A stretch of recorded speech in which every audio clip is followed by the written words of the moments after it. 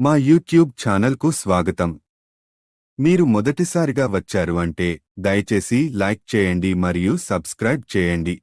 పదాకలం. ఇది ఓ war drama కాదు. ఇది ఓ యువ యోధుడి అంతర్యుద్ధం. సైన్యంలో జాయిన్ అయిన యువకుడు శివ. చుట్టూ గొప్ప జెండాలు గౌరవం దేశభక్తి కనిపిస్తుంది.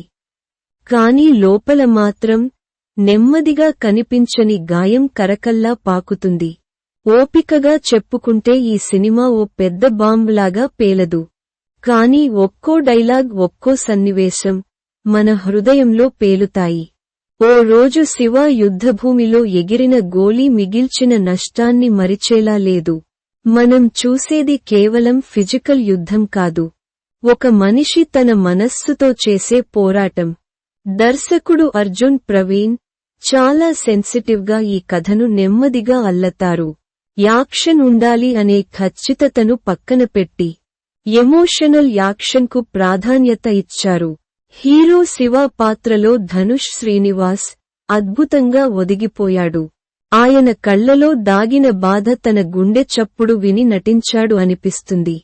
ఒక సీన్లో అతను తన మాతృభూమికి సెల్యూట్ చేస్తాడు.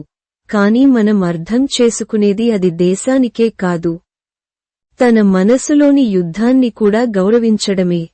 సినిమాలోని highlight silence is the loudest scream అనిపించే సన్నివేశాలు. ఆ చివరి 10 నిమిషాలు ఎమోషన్తో కలిపిన అసలు క్లైమాక్స్. శివ తనను తాను ఓ జవాన్గా చూస్తాడా లేక ఓ మానవునిగా? ఆ ప్రశ్న మీ మదిలో మిగిలిపోతుంది. ఫ్లాప్ బోర్డ్ సమీక్షగా చెప్పాలంటే ఇది మాస్ సినిమా కాదు, కానీ ఓ మాస్ హార్ట్ని హత్తుకునే సినిమా. వార్ మూవీలా అనిపిస్తుంది, కానీ అంతర్యుద్ధమే అసలైన కథ. మీరు ఛానల్కి కొత్త అయితే లైక్ చేయండి, షేర్ చేయండి.